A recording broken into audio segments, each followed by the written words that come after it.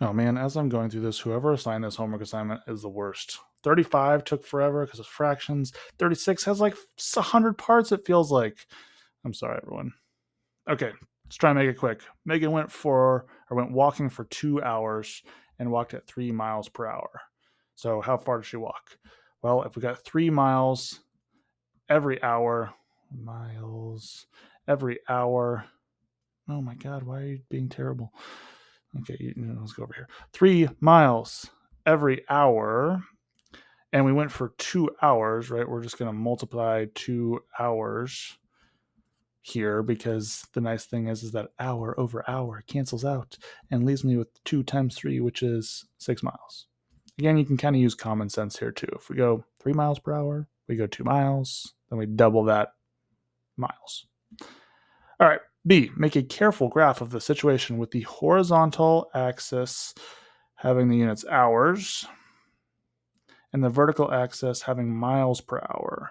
So a little bit different than normal here. This is actually going to be the speed here, and we're going to graph this situation. So a steady pace of 3 miles per hour, meaning if this is 3 miles per hour, they went 3 miles per hour the whole time. And we said we went for 2 hours. So there's 1 and there's 2. There's my graph. Should just look like a rectangle. Hence the you should get a rectangle. Now, if we're trying to shade the area of the curve, well, there you go. For C, it says divide the rectangle into 6 smaller rectangles by drawing vertical lines at the 1 hour and 2 hour mark. So I'm doing this in purple. And then horizontal lines at the 1 mile per hour, 2 mile per hour, and 3 mile per hour. We got a little 6 back there. Last thing here, explain why each of the smaller rectangles that you created in part C represent a distance of 1 mile that Megan walked. Hint, what are the units of the sides of the rectangles?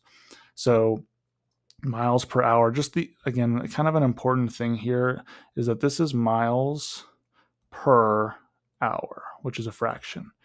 If I multiply that by hours, when I multiply those two things out, I have hours divided by hours. Anything divided by itself cancels each other out.